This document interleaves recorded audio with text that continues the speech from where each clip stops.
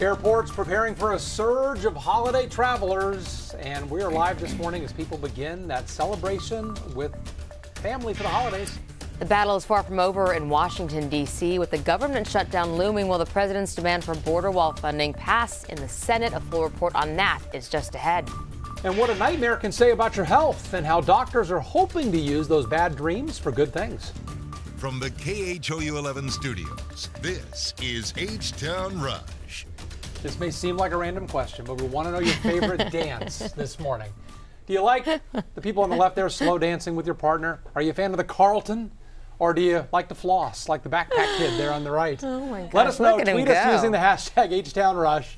Later in the show, we're going to tell you why doctors are saying this morning that busting a move may help keep you healthy.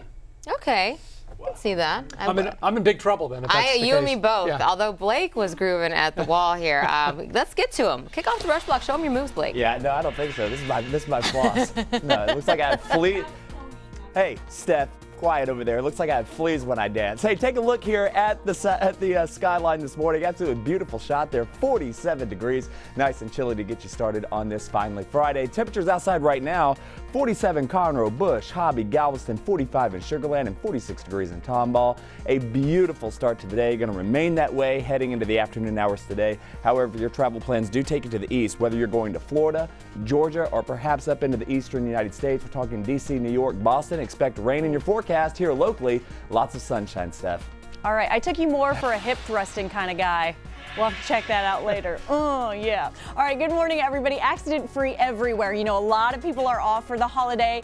In the afternoon, it's going to get a little bit hairy, and that's going to be around the Galleria and maybe by the airport, so we'll check that out in just a little bit. Here is your drive on the South Freeway by Texas Medical Center. If you're heading up towards 59, that is the inbound commute. Looking good overall. Green still dominating our map.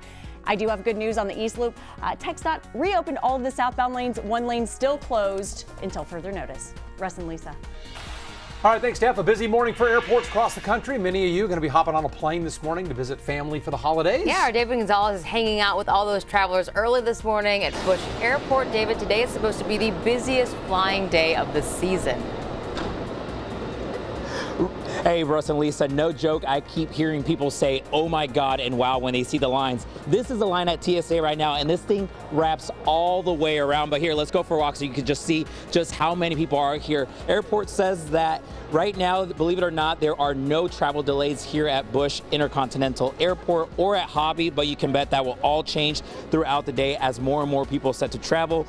AAA says travel by air will be the highest in 15 years. They say 2 or 3 days before Christmas are the busiest days in the skies and airports. So if you are going to be heading to the airport, make sure to get here early enough to go through security. TSA is warning everyone to get here on time. And one last thing of advice, they say if you are going to be traveling, make sure not to wrap any gifts because they say you're going to have to open them going through security. So best advice is to wait till you wrap them till you get through security, or just bring a gift bag. But most of all, bring some patience because these lines are long. Russ and Lisa.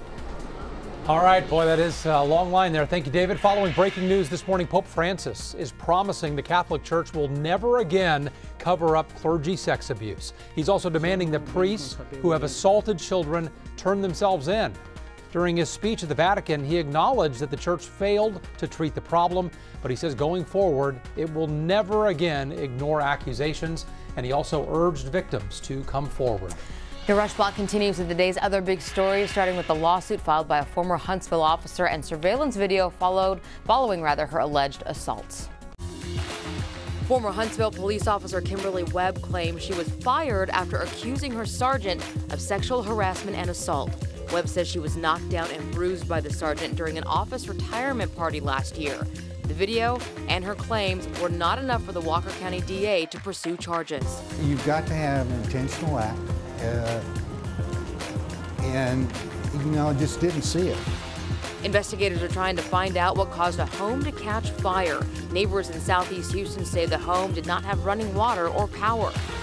Defense Secretary Jim Mattis is out. He's resigning, saying President Trump deserves a Secretary of Defense whose views line up with the president's. He personally delivered that resignation letter to President Trump here at the White House. In it, he also talked about the importance of treating allies with respect and being resolute against adversaries, specifically naming China and Russia. The news comes just as the White House begins pulling troops out of Syria and has ordered 7,000 troops home from Afghanistan. Mattis is the 6th cabinet secretary to resign or be forced out since President Trump took office. The Wall Street slide set to continue. The Dow dropped 463 points yesterday. It's fallen more than 1,700 points over the last week. Experts say this could be the worst December for the markets since the Depression. And that is your Rush Block. Let us know what's happening in your world. Just tweet us using the hashtag HTownRush. All right, it's 5:05. The government set to shut down tonight unless lawmakers and the president reach a last-minute deal. The sticking point is paying for a border wall. This morning in our live poll, we're asking, do you think we should shut down the government over that border wall? You can weigh in on KHOU.com/vote now or on our mobile app. And Brandy's here to break down now the back and forth. Brandy? Yeah, guys, Congress and the president seem stuck in this on-again, off-again relationship. We had last week, the House Dems said no to that $5 billion. The president said he'd be proud to shut down the government. So yeah, shut down. Well, then this week, Sarah Huckabee Sanders said the president was open to new ideas. No shutdown. But he dug his heels in again yesterday, threatening to veto any spending bill that didn't pay for the wall. Then this happened. The ayes are 217 and the nays are 185. The motion is adopted without objection. House passed a bill that would keep the government open through February and put $5.7 billion toward the border wall. Yay, right? Not exactly. It's essentially dead on arrival in the Senate, where it needs Democratic support to pass a 60-vote threshold. A vote is planned this afternoon. Okay, so what happens come midnight and no deal? Well, these are the services you can expect to stay open. The U.S. Postal Service, air traffic controllers, Amtrak's still going to be running. You will still get your Social Security benefits. But some things that'll be a little different, delayed pay for your TSA screeners. HUD, NASA, and the Treasury Department, they're all going to be furloughed. FHA loans, if you're applying for a first-time homebuyer's loan, it could be delayed. And national parks and museums, they could be closed, hours might be changed, or they might be really understaffed if they are open. So some things to keep in mind. This is a partial shutdown. Right. So in the past, we've had complete shutdowns, but 3/4 of government agencies have spending bills signed. So the quarter that are left are affected by this. But TSA, I mean, well, they're still on the job. Right. They're just not getting paid. Hopefully, yeah, things don't slow down even more. Unfortunate. You know, you count on your paycheck. Hopefully they bought all their Christmas presents already. Yeah, no kidding.